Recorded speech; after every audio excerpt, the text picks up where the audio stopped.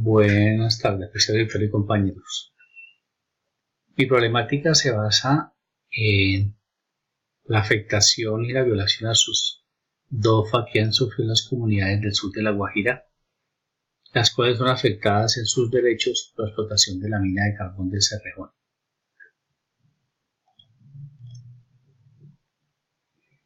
Estas comunidades han sido afectadas en sus tradiciones y modo de vida porque están localizadas en la zona de concesión de la empresa Carbocol. Esto sucedió a principios de los años 70, cuando se vio el potencial de explotación que tenía esta región. Esta región, las comunidades previas que existían allí, vivían de la ganadería, de la parte de agricultura, pero una economía de sostenimiento, una economía lo que se llama el compartir, basados en el apoyo a toda la comunidad.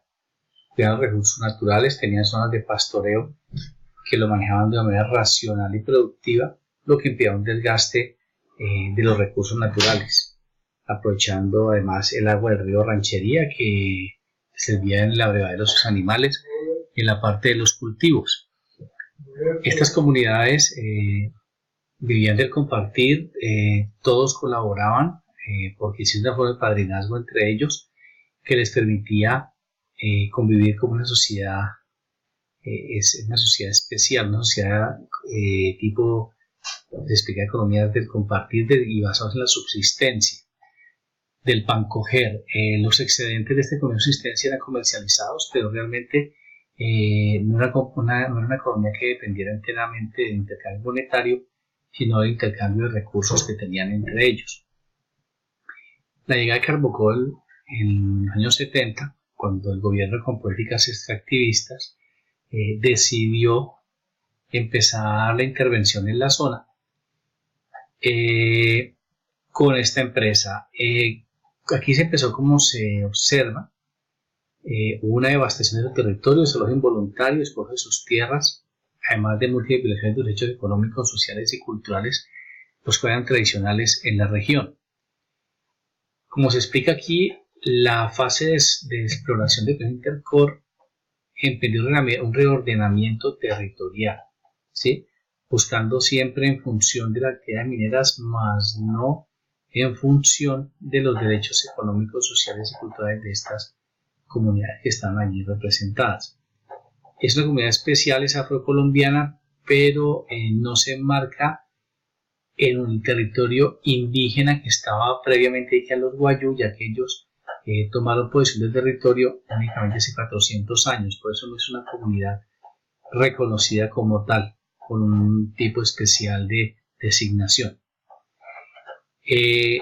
Como se explica aquí, Carbocol, al empezar a intervenir, empezó por afectar sus derechos, sobre todo de movilidad, ¿sí? Cuando hizo una delimitación y restricción de los espacios de uso, modificada para ganadería, para agricultura, para cultivo de pan coger, ya no podían utilizar el agua libremente, se les privó aquí de su derecho al agua, ya no pueden utilizar las pasturas de voluntarios de desplazamientos con sus ganados que tenían pastoreos racionales bien delimitados, también se privó el derecho a un desplazamiento y se subordinó a las directrices y necesidades de la empresa.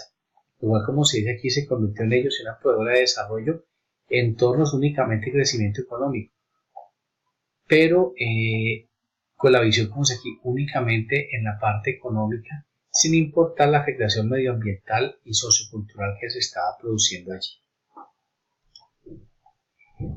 ¿Qué derechos se violaban? Primero, los resalto aquí los derechos ambientales, como son derecho a vivir en un medio ambiente sano, contar con servicios públicos básicos indispensables para el desarrollo y bienestar de las personas, los cuales se tenían previamente, ya que estas comunidades, igual que las comunidades indígenas, saben convivir con la tierra, ya que la tierra es considerada un ente vivo entre ellos y es parte fundamental de su vida y cultura, parte de su bienestar y su calidad de vida.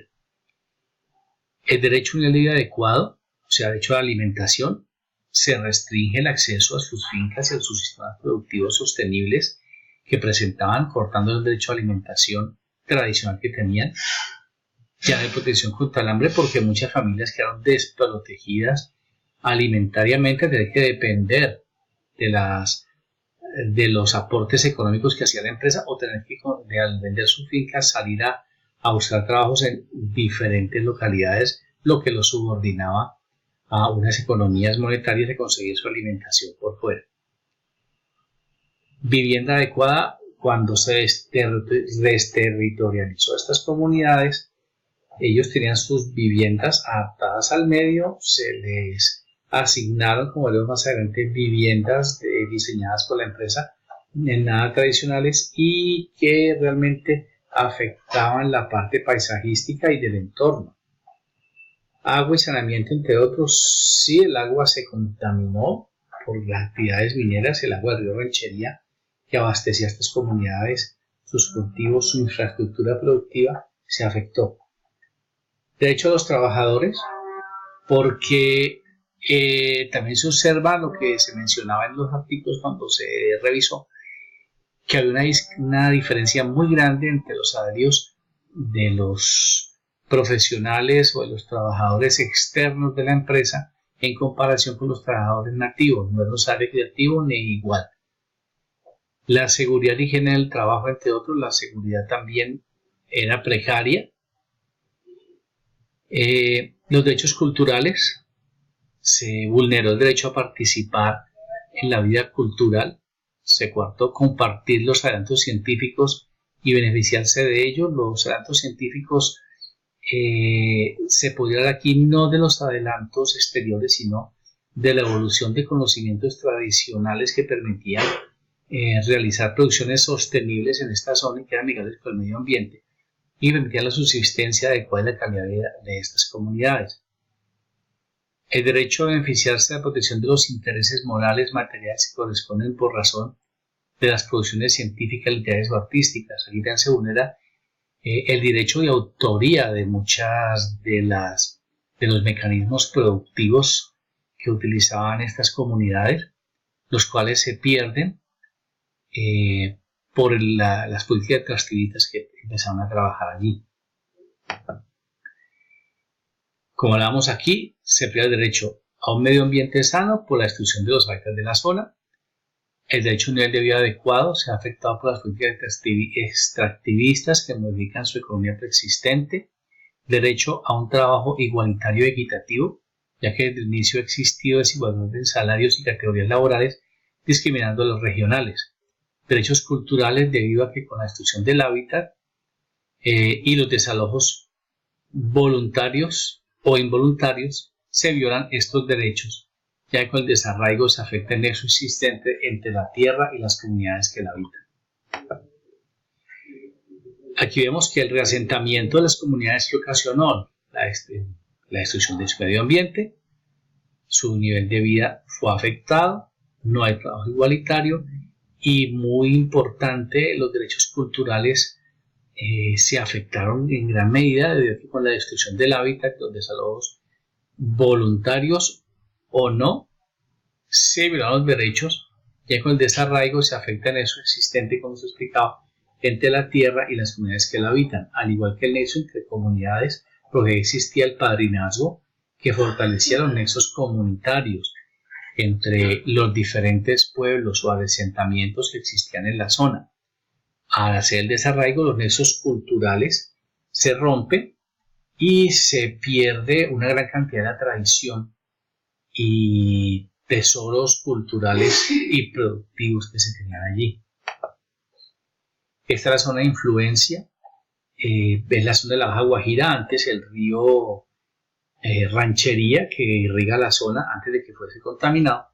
Es una zona de pastizales, una zona de bosques medios, adaptada ya después de muchos años a producciones racionales con pastores rotacionales y cultivos, no monocultivos, sino cultivos policultivos que favorecían gran cantidad de una variada dieta, y que además estos policultivos por sí, al tener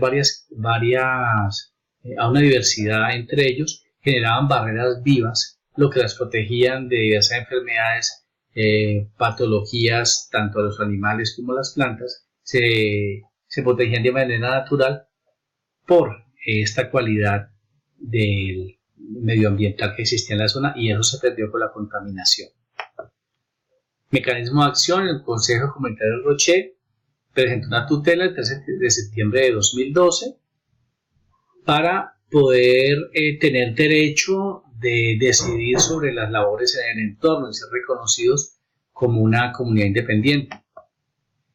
El reconocimiento del Consejo Comunitario les permitirá a las comunidades incidir directamente en planeación territorial, contar con herramientas para definir de manera autónoma sus planes de alternativos en la minería y hacerse titular de la consulta previa cuando se pretendía desarrollar cualquier proyecto en zonas utilizadas para actividades productivas, sociales y culturales.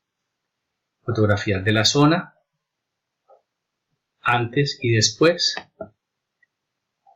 Esta es la zona afectada en toda su dimensión. Y las recomendaciones: que el Estado colombiano ha de tomar medidas que permitan garantizar el derecho a la tierra y al territorio de las comunidades rurales y por ende la vida digna que habitan o están en el área de influencia del entorno de los proyectos de desarrollo. Eso teniendo como punto de partida el derecho internacional de los derechos humanos y en particular los principios básicos y directrices sobre los desalojos y desplazamientos generados por el desarrollo dictados por las Naciones Unidas. Línea del tiempo que nos explica todo el proceso que observamos y la bibliografía. Les agradezco su atención. Espero que haya sido de su agrado y haya sido clara cómo se vulneran los derechos de estas sociedades y su lucha, que aún está presente porque las tutelas presentadas han podido ser refutadas, por decir de una manera, por el gobierno del Estado colombiano y por las empresas, negándoles hacer, con la negación al reconocimiento de una comunidad autónoma como tal. Muchas gracias.